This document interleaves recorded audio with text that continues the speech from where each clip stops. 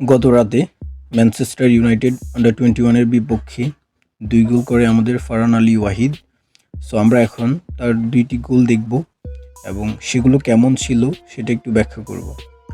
এখানে প্রথম গোলটি দেখেন, যেখানে তার টিমমেট কুয়াশি তাকে প্রায় মিডফিল্ডে একটা বল বাড়িয়ে দেয় এবং সেখান থেকে সে বলটিকে নিয়ে ডি বক্সের সামনে চলে যায়। দেন ডি বক্সের বাইরে থেকে দুর্দান্ত এক শটে কোনাকুনি তিনি জাল খুঁজে নেন।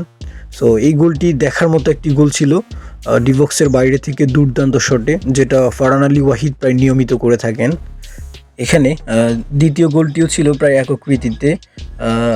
তো এই গোলটিতে যেটা হয় যে ফারহান আলী ওয়াহিদের উদ্দেশ্যে লেফট উইংয়ে একটা বল বাড়ানো হয়, যেখানে প্রথমেই তিনি ড্রিবলে একটা প্লেয়ারকে বিট করেন এবং তারপর একজনকে কাট করে কোনাকুনি শটে জাল খুঁজে নেন। সো ইন্ডিভিজুয়াল ব্রিলিয়েন্স দিয়ে তিনি 2টি গোলই আদায় করে নেন।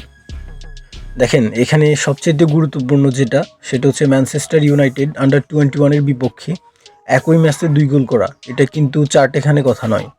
এবং আপনি যদি 2টি গোলই দেখেন, 2টা গোলই তার এককৃতিতে। তো এটা কিন্তু হিউজ একটা ব্যাপার। আপনি যদি প্রথম গোলটা দেখেন, সেখানেও সে এককৃতিতে ডিবক্সের বাইরে থেকে শর্ট করে গোল খুঁজে নেয় এবং সেকেন্ড গোলটাতেও একই অবস্থা, তিনি কোনাকুনি শর্টে ডিবক্সের বাইরে থেকে জাল খুঁজে নেন।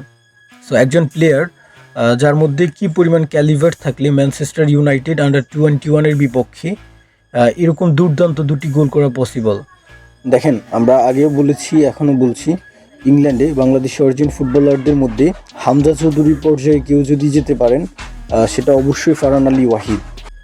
প্রিয় দর্শক, ফারহান আলী ওয়াহিদকে নিয়ে আপনাদের প্রত্যাশা কি জানাতে অবশ্যই ভুলবেন না এবং গোল 2টি কেমন হয়েছে জানিয়ে দিন আমাদের কমেন্ট বক্সে।